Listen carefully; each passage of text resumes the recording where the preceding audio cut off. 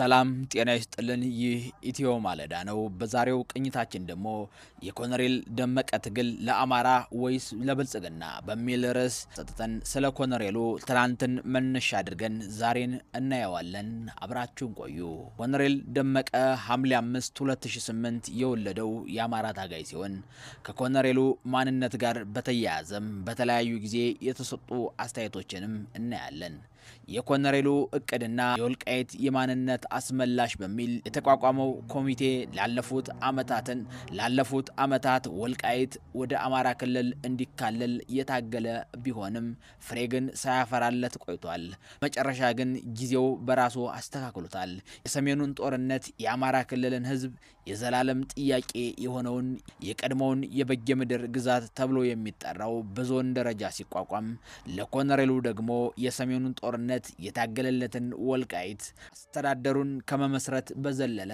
በኃላፊነት ደረጃም ተቀምጧል ታዲያ ለኮሎኔሉ የሰሜኑን ጦርነት ተከትሎ የተሻለ ሀብት እንዲፈጥርም አድርጎታል ታስሮ ያሳለፋቸውን ዘመናቶችም አካክሶለታል ይህም የአደባባይ ሚስጥር ነው ከዚህ በተጨማሪ ኮሎኔሉ በመናለኝበትና በአጋጣሚ ያፈራውን ንብረት በሰላምና በሰላማዊ ከተማ የተሻለ ኑሮ ለመኖር በጠቅላይ ሚኒስትሩ በኩል የተለያዩ ሙከራዎችንም አድርጓል ሁሉንም በዝርዝር ይዘናል አብራችሁን ቆዩ ኮሎኔል ደመቀ ሐምሌ 5 2008 ባለውለታው ቀን ነች በመላው አማራ እንደ አይን ብሌን እንዲጠበቅም አድርገዋለች ያ ዘመን ማዕከላዊ መንግስቱን የሚመራው ኢህአዴግ የውስጥ አንድነት ችግር ገጥሞት ከታድሶ እስከ ጥልቅ ታድሶ የሚል ስያሜ እየሰጠ አመራሩን ለ45 ቀናት በስልጠና ስም ገብቶ የተወገረበት አመትም ነበር ታዲያ ኮሎኔል ደመቀ ሐምሌ 5 2008 በጎንደር ታፈነ ሲባል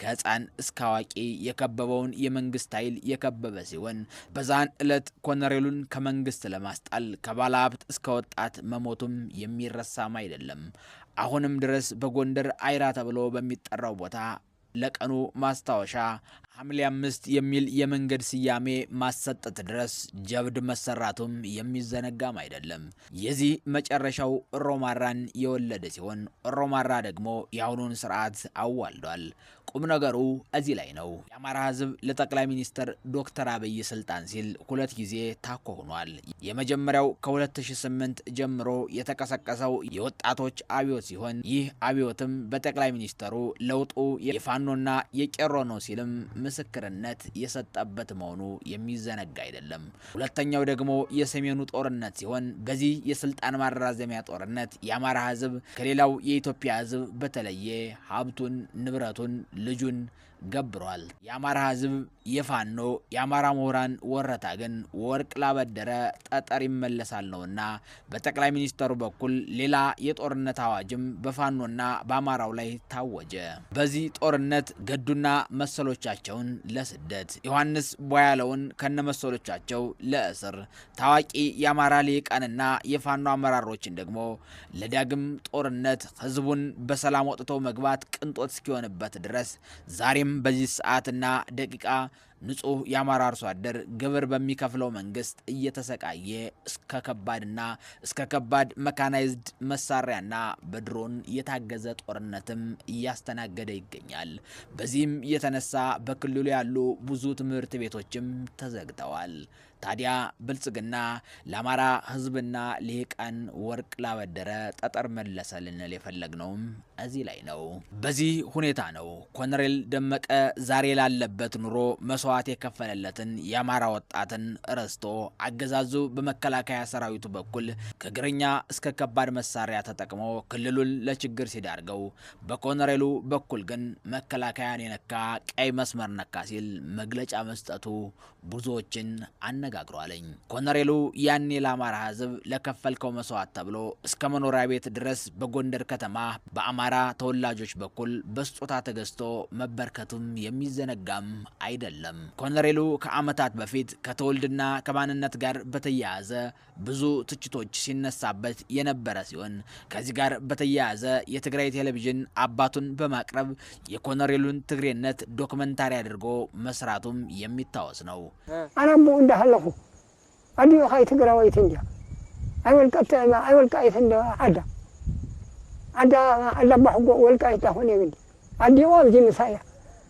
تقرأ واجد ولا عديو ودرا لجنا لا ولا كماريام ياديو ود ملاك يا نبي أبحقو رسنا مولنا تقارينا أنا ود هذوانية ود رأس هاتنا بعد ود رأس هاتي أنا قام ከዚሁ ሳንወጣ በወቅቱ የአብን ስራ አስፈጻሚ የነበሩት ዶክተር ደሳለኝ ጫኔ ያሁኑ የህዝብ ተወካዮች ምክር ቤት ብቸኛው ያልታሰረ የአብን የህዝብ ተወካዮች ምክር ቤት አባል ከጋዜጠኛው ጋር ባደረገው ቃለ ምልልስ በአማራ ህዝብ ትግል አማራ የሆነ አንድ አማራ ለሁሉ አማራ ሁሉ አማራ ለአንድ አማራ የሚል የትግል ማኒፌስቶ ይዛችሁ እየተከተላችሁ ምሳሌ ኮሎኔል ደመቀ ትግሬ ናቸው ይባላል ተብሎ በጋዜጠኛው በኩል ለቀረበለት ጥያቄ ዶክተሩ አማራ ናቸው ብሎ መሟገትን አልፈለገም። ከዚህ ይልቅ የሰጠው ምላሽ ግን እንዲህ ነበር።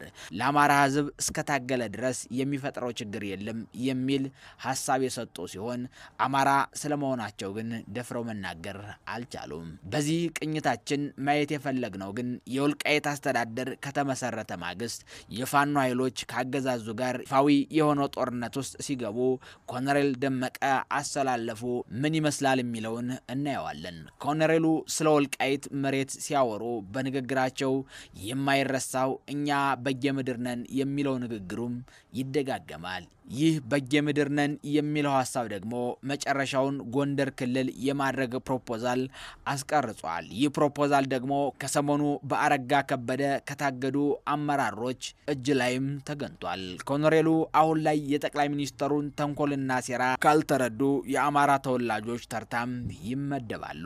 የፌዴራል መንግስት እስካሁኗ ሰዓት ድረስ ስለ ሰቲት ሁመራ ዝሆን ደፍሮ መናገር አልቻለም። እውቅና ከመስጠት ይልቅ ለህዋት አመራሮች በህገ መንግስቱ መሰረት ይፈጸማል። ለነ ኮሎኔል ደመቀ ደግሞ በተመሳሳይ በህገ መንግስቱ መሰረት ይፈጸማል፣ ሪፈረንደምም ሊሆን ይችላል የሚል ምላሽም ይሰጣል። የአራት ኪሎ መንግስት ሰቲት ሁመራን ቀን እየጠበቀላትም ይገኛል።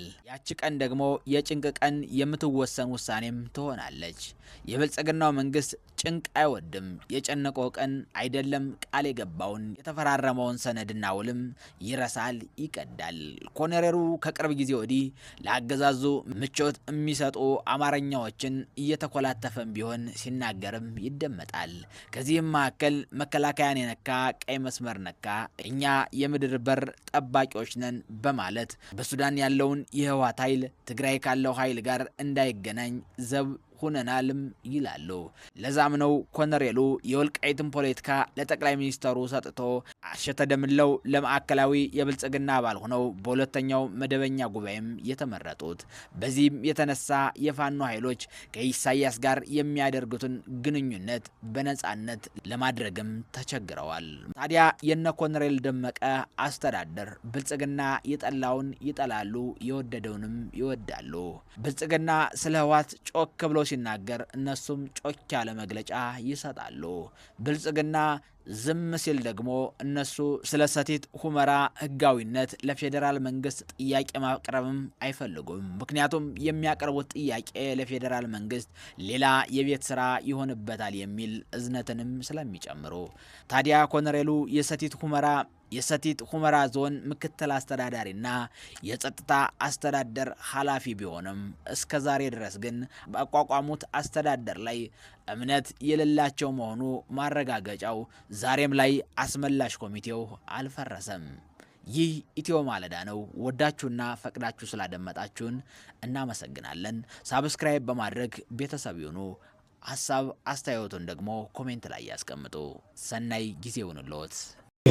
በእነሱዋል እናንተ በደምነት ጥያቄ ከሚመለስ በሰላማዊ በህጋዊ መልኩ መልስ ይገኝ። ህወሓትም ለዚህ ፈቃደኛ ይሁን። በእነሱዋል እናንተም እንደ ነዋሪዎች ይሄ እውነታው ተመልሶ ወደ ጦርነት የሚወስድ ሐሳብ ትክክል አይደለም። ወደ ሰላም እንዲመጣ የህዝቦች ጥያቄ መልስ መገኘት አለ። ይሄን አካባቢ ለእናንተ ትግራይ ቢሆንም የሚያነሳችሁ የለም። ከዚህ ቦታ ጎንደር ቢሆንም የሚነቅላችሁ የለም። ኢትዮጵያውያን ናቸው። ዋናው ከትግራይ የሚመጣ ተፈናቃይ ብለው እነሱ ያዘጋጁት ነው። ምክንያቱም ምንድነው ያደረጉት? ተፈናቃይ ስንመልስ ስፔሻሊ የሰለጠነው ወታደር ተፈናቃይ ነው ብሎ ሞሉት። ከዛ በኋላ እዚህ መጥቶ ይገባል። ከዚህ ከገባ በኋላ በድብቅ ደግሞ መሳሪያ እንሰጠዋልና ሳጥቀዋለን። ከዚህ በኋላ እንደገና ውስጥ ሆኖ ተዋግቶ ወልቃይትን ነፃ እናወጣለን የሚል ታክቲኩ ማለት ያ ደግሞ እኛ አውቀናል።